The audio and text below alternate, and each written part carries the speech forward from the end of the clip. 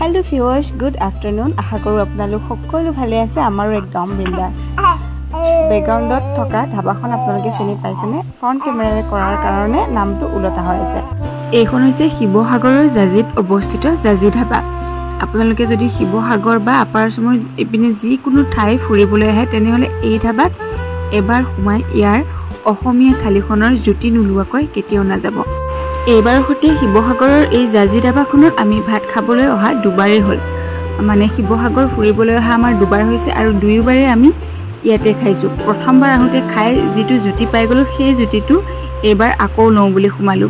মানে মনত এই কথাটো সেই প্ৰথমবাৰ আহোতে বান্ধি লৈছিল যে যদিহে আপাৰ আসাম আহোঁ তেনেহলে জাজি ধাবাত এসাঁজটো খামেই। ইয়াৰ আটাইতকৈ ভাল লগা ডিছটোৱে হৈছে হাঁহৰ মাংসৰ শুকান ভাজি। অৱশ্যে যিসকলে গাহৰি খাই ভাল পায় তেওঁলোকে গাহৰিক এক নম্বৰ স্থান দিব। এয়া দেখিছেনে প্লেটত চাটনি, ইমানবোৰ চাটনিও দিয়ে। ভাতৰ থালিখনত দেখিলে কিমানবোৰ বাতি দিছে, কিমানবোৰ শাক পাতৰ ভাজি, কচুৰ খাৰৰ পৰা অমিতাৰ খাৰ, চালাড, শাকৰ ভাজি, বৰ ইত্যাদি বিভিন্ন ধৰণৰ ব্যঞ্জন। তাৰ উপৰিও আৰু দেখিব ৰ'ব আপোনালোকে 3বিধ দাইল দিয়ে, ৰহৰ দাইল, মচুৰ দাইল আৰু মাটিৰ দাইল। প্ৰথমবাৰ আমি আহোঁতে জাজি ধাবা এখনেই দেখিছিলোঁ।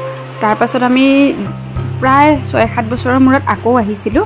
এতিয়া কিন্তু জাজি ধাবা আৰু এখন দেখিছোঁ। মানে গুৱাহাটীৰ ফালৰ পৰা আহিলে বাওঁফালে এখন ডাঙৰ জাজি ধাবা বুলি লিখা এখন ধাবা দেখি, কিন্তু সেইখন পুৰণা জাজি ধাবাখন নহয় যিখনৰ কথা মই কৈ আছোঁ। গতিকে আপোনালোকক মই ইয়াতে এখন ফটো একেবাৰে শেষত লগাই দিম এই জাজি ধাবাখনৰ। এই জাজি ধাবাখন গুৱাহাটীৰ ফালৰ পৰা আহিলে সোঁফালেহে পোৱা যায়।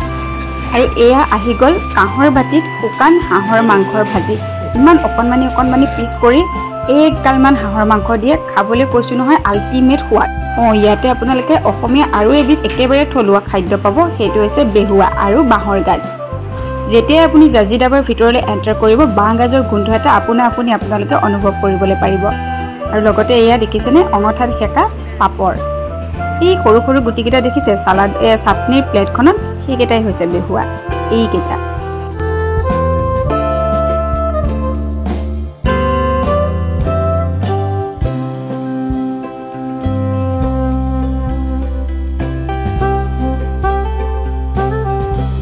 খাদ্য সম্ভাৰ দেখি আপোনালোকে নাভাবিব আকৌ দামবোৰ বহুত বেছি হ'ব। একেবাৰে নহয়, বাজেট ফ্ৰেণ্ডলি হয়।